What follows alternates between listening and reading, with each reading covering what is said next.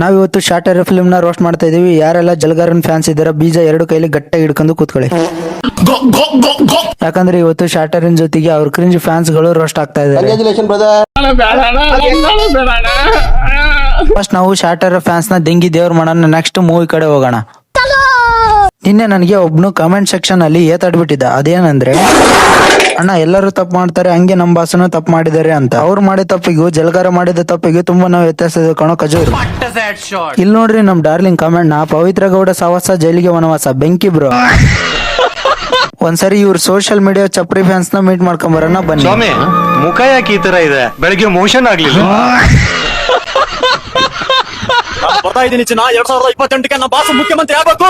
ನಿಂದು ತಾಯಿ ಗುಣ ಇಲ್ಲ, ನಿಂದು ನಿನ್ನ ಪಾಲಿಗೆ ಎಂದು ದೇವ್ರು ಕಾಣ. ಇಂಥ ಚಪ್ರಿಗಳು ಇರೋದ್ರಿಂದಾನೇ ಅವ್ರ ಮರ್ಯಾದೆ ಇಷ್ಟೊಂದು ಕಿತ್ಕೊಂಡು ಹೋಗ್ತಾ ಇದ್ದಾರೆ. ರಚಿತ ರಾಮೇಶ್ ಹೇಳಿದ್ರೆ ಅವ್ನು ಯಾವ ಡಿ ಬಾಸ್ ಅಂತೆ. ಕೆರ್ದಲ್ಲಿ ಹೊಡಿತೀನಿ ಬೇವರ್ಸಿ ತಗೊಂಬಂದು, ಊಟ ಹೊಡಿತೀನಿ ಬೇವರ್ಸಿ ನನ್ ಮಗನ್ ತಗೊಂಬಂದು. ಏನಾಗ್ಬೇಕು ಅವಳು ನಿಂಗೆ? ಅಲ್ಲಿ ತೋರಿಸ್ತಾವ್ರೆ, ಹೇಳ್ತಾ ಇದೀವಿ ಸಮಾಜ ಎಕ್ಕೂಟ್ ಹೋಗ್ತಾ ಇದೆ ಅಂತ. ಅವ್ನು ಯಾವನ ಡಿ ಬಾಸ್ ಅಂತ ಆಗ್ತಾವನೆ. ನಿಮ್ಮ ಅಲ್ಲಿ 1000 ಜನ ಹೆಣ್ಮಕ್ಳಿಗೆ ಹೆಣ ಬಿದ್ದಿದೆ. ಇಲ್ಲಿ ನೋಡಿದ್ರೆ ಸೀರೆ ಗಿಫ್ಟ್ ಅಂತೆ, ಒಡವೆ ಗಿಫ್ಟ್ ಅಂತೆ. ಇವ್ನು ಯಾವನ ಎಲ್ಲ ಕೊಲೆಗಾರರು, ಬುಕ್ಕೋಡ್ ಹಾಕೊಂಡ್ರು ಕೊಲೆಗಾರರು. ಅವ್ನು ಯಾರೋ ಅವ್ನು ಯಾವನ ರಾಸ್ಕಲ್ ತಗೊಂಬಂದು ಯಾರೋ ಶಿವ ಡಿ ಬಾಸ್ ಅಂತ ಏನ್ ಬರ್ತದೆ ನನ್ ಶಾಬಾಸು. ನಮ್ ಡಿ ಬಾಸ್ ಹೇಳಿದಾರೆ ಒಳ್ಳೆವನು ಅನ್ನಿಸ್ಕೊಡೋದಕ್ಕೆ. ತಲೆಯಲ್ಲಿ ಕೂದ್ಲಿದ್ರೆ ಇನ್ನು ಯೋಸ್ ಮನೆ ಹಾಳು ಮಾಡ್ತಿದ್ದೋ ಏನೋ. Boy friend girl friend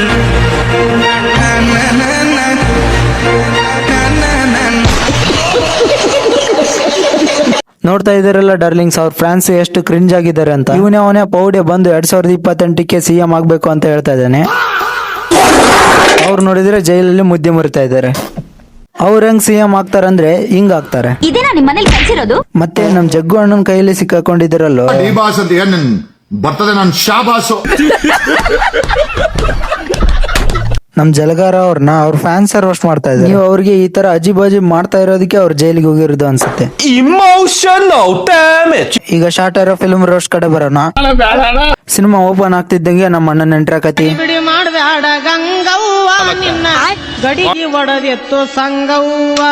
next ಈ ಸಿನಿಮಾದ ಸಡವಿಲ್ಲನ್ನು ಲಾಜಿಕ್ಲೆಸ್ ಡೈಲಾಗ್ ನ ಹೊಡಿತಾನೆ. ವಜ್ರಕ್ಕೆ ಎಷ್ಟು ಬೆಲೆ ಅಂತ ಮಾರೋನು ಗೊತ್ತಿರ್ತದೆ, ಅದೆಷ್ಟು ಗಟ್ಟಿ ಅಂತ ಕೊರತೋನು ಗೊತ್ತಿರ್ತದೆ.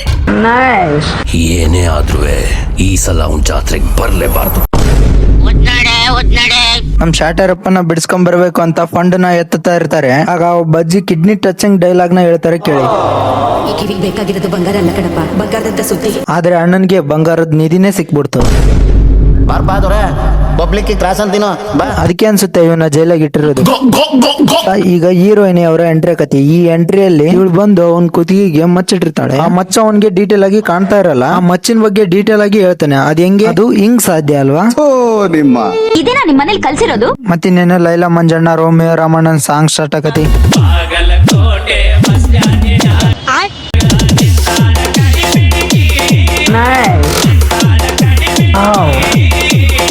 ಎಷ್ಟು ಚೀಪ್ ಅನಿಸ್ಬಿಡ್ತು ಅಂದ್ರೆ ನಿಮ್ಮ ಗಂಡ್ಸಾದವನು ಬೆವ್ರು ಸುರಿಸ್ಬೇಕು ಕಂಡ್ಲ, ಜೋಲ್ ಸುರಿಸ್ಬಾರ್ದು. ಮತ್ತೆ ಈ ಡಗಾರ್ ವಿಷಯದಲ್ಲಿ ನೀನ್ ಯಾಕೋ ಜೋಲ್ ಸುರಿಸ್ತೆ ಸಡಿ. ನೋಡ್ರಿ ಇಲ್ಲಿ ಈ ನೆಟ್ ಸ್ಟನ್ ಆಗಿ ನಿಂತೈತೆ ಅಂತ ನಮ್ಗೆ ಕ್ಲಿಯರ್ ಆಗಿ ಕಾಣ್ಸಕೊಂತೈತಿ. ದರಿದ್ರ ಸಿನಿಮಾ ಡೈರೆಕ್ಟರ್ ಯಾರು? ನಮ್ ಶಾರ್ಟರ್ ಎಂದು ಹೊಸ ಹೆಲಿಕಾಪ್ಟರ್ ನೋಡ್ರಿ.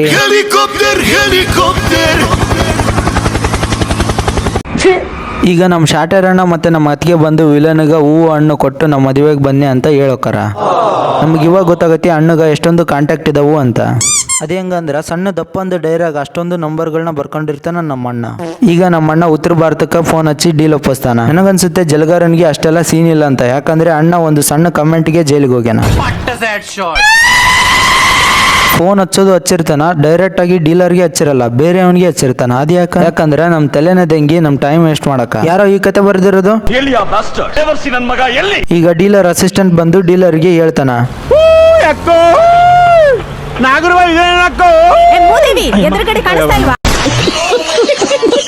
ಇವನ್ನ ನೋಡ್ರಿ ಆ ದರಿದ್ರ ಡೀಲರ್. ಒಳ್ಳೆ ಶಂಡ ಇದ್ದಂಗಿದೆಯಲ್ಲೋ.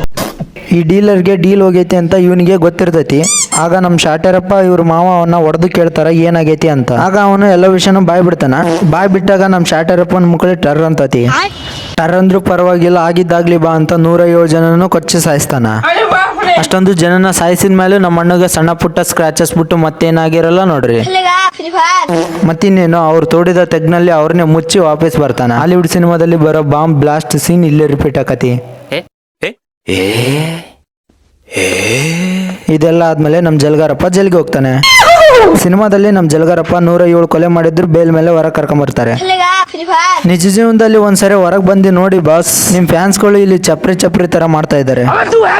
ಇಲ್ಲಿ ನೋಡ್ರಿ ನಮ್ ಡಾರ್ಲಿಂಗ್ ಕಮೆಂಟ್ ನ, ಜಲ್ಗಾರನ ಮೂಟೆ ಕಟ್ಟಿ ಒಳಗೆ ಬಿಸಾಡ್ತೀವಿ ಸ್ವಲ್ಪ ವೈಟ್ ಅಂತೆ. ಇದಾಗಿತ್ತು ನಮ್ಮ ತಿಂಡಿ ಉತ್ತರ ಕರ್ನಾಟಕ ಸ್ಟೈಲ್ ರೋಸ್ಟ್.